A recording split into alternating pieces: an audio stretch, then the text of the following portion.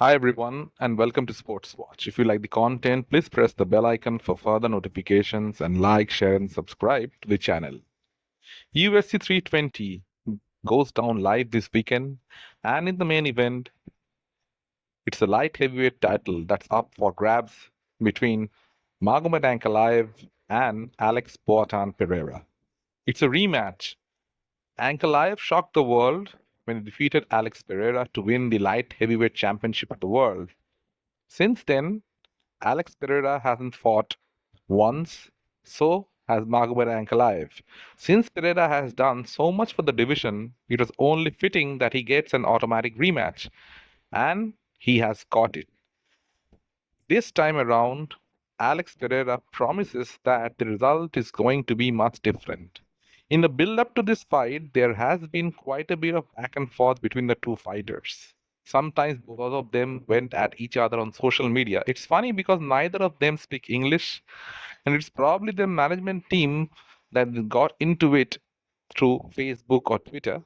But in the press conference and in the build up to the fight, Poatan brought this up to Ankalaev face to face and promised to avenge this in the ring. Now, the funny thing about rematches is that both fighters would have a very good experience of one another now that both of them have spent 25 minutes with each other in the octagon. Despite what Alex Pereira says that he would knock Ankalaev in the rematch, it's going to be a lot harder than he thinks it is because Magomed Ankalaev is a decent striker himself, and Alex Pereira does struggle against southpaws. His leg kick, that is his biggest weapon of choice, is practically rendered ineffective when he fights against southpaws. In the second fight with Israel Adesanya did a good job when he was fighting from the southpaw stance. And whenever some southpaw is fighting against Alex, he doesn't seem to have that same impact. And Alex Pereira fights a lot carefully than what he projects. This time around, he says that he will knock Ankalaev out and he will be very explosive from the right beginning. But if you have a look at all his matches in the UFC, Poatan has been rather very careful whenever he is in 5 round matches. He picks his poison very wisely. It's only in the second match against Adesanya that he got too carried away and got himself knocked out.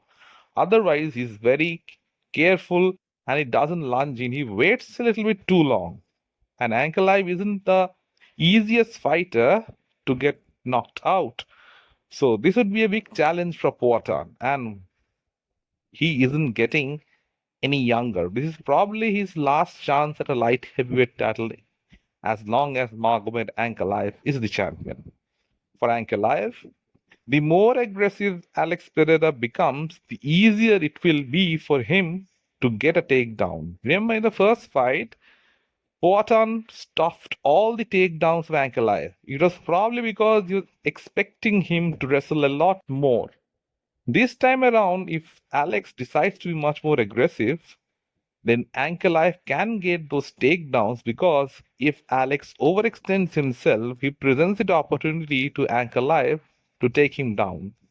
So Alex has to be perfect for 25 minutes, and Magomed Ankalaev will have plenty of opportunities to put Pereira away.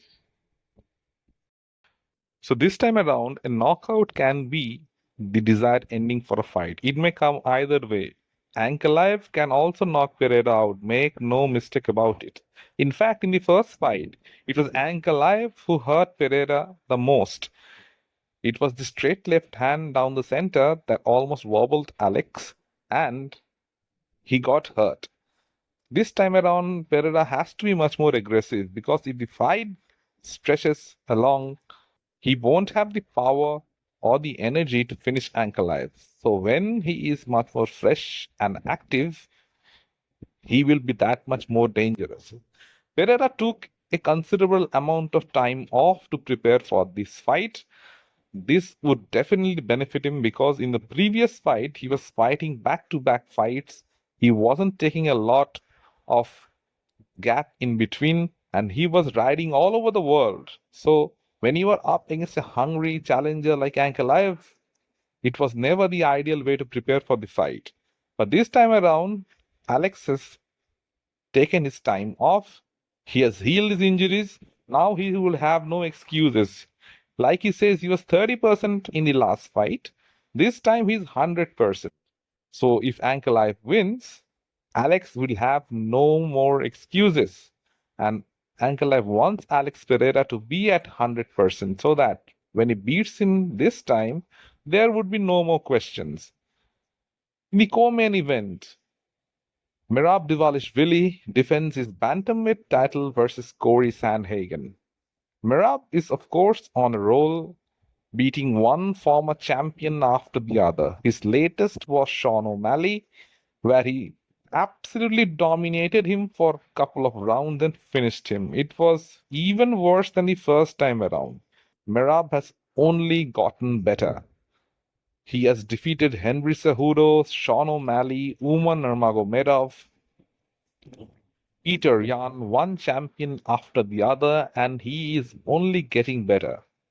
Merab's greatest asset is his cardio, and he never slows down in fights. If Cory Sandhagen is to be competitive, then he has to match Merab's cardio. And Cory does have very good cardio himself, but he did struggle in the wrestling department against Umar. Now, Merab too did struggle against Umar, but what got him across the line in that fight was his cardio. Now, Cory Sandhagen has some very good scrambles, and he is a decent wrestler himself. So, Merab will have a difficult time against Cory, but Merab's confidence in the build up to this fight is mind boggling. And he promises to finish Sandhagen. Like he said in the press conference, his aim is to go for the knockout. Cory Sandhagen is coming off a couple of wins himself against Figueiredo and against Marlon Vera, but none of them pose the similar kind of threat that Merab does. Merab is a wrestling bunny. He's an energizer bunny. He doesn't get tired. He fights with the same pace in the fifth round like he does in the first round itself. And these victories over the former champions have only made him better. Cory Sandhagen is the fighter with the longer reach. He's taller, but so was Sean O'Malley. And O'Malley had knockout power, and Merab didn't struggle against him. But Sandhagen does have better wrestling than O'Malley. Will it be enough for him to overwhelm Merab or catch him? The biggest weapon that Sandhagen has against Merab is his jumping flying knee. He can catch Merab with that. Merab and his team would be aware of that because Sandhagen does hit that knee from various odd angles, and he did finish Frankie Edgar with that same knee down the middle. So Merab will be aware of that. This promises to be a great fight, and if Merab is to win, then he will have no more challenges left in the division. He is going to lap the division again. He has already called out Peter Yan for a fight if he finishes Cory Sandhagen. He has been the most dominant bantamweight champion in UFC history. There is nobody even close to him. Merab is undoubtedly the GOAT of the division. Another fight in this event is the one between Giri Prohaska and Khalil Roundtree. That promises to be an absolute war. It's a 3-round fight, so you can promise that there will be violence in this fight. And both Roundtree and Prohaska are known for violence. Giri Prohaska is the kind of fighter that likes to finish fights or get finished in the process. He's a risk taker. And so in his fights, there is bound to be blood, there is bound to be action all the way long. And Khalil Roundtree Jr. has looked very good in his last couple of fights. One thing both of them have in common is that both of them have walloped Jamal Hill, and both of them have lost to Alex Pereira. So this is kind of a good fight to get both of them back in the light heavyweight rankings. Giri Prohaska is unorthodox. He fights, he takes a lot of risk, he leads with his head, but against a dangerous striker like Khalil Roundtree Jr., that might be a big risk. And Khalil's big kicks are like shotgun shots. They hurt badly. And GD is susceptible to those high kicks, like he struggled against Pereira, especially with these high kicks and those low kicks, and he hasn't checked them at all in the second fight when he fought him. So Khalil Round should be aware of that. He would definitely chop the legs of GD and he would look for the finish himself. One thing about Prohaska is he loves to fight. He will come forward. He is not one to die wandering.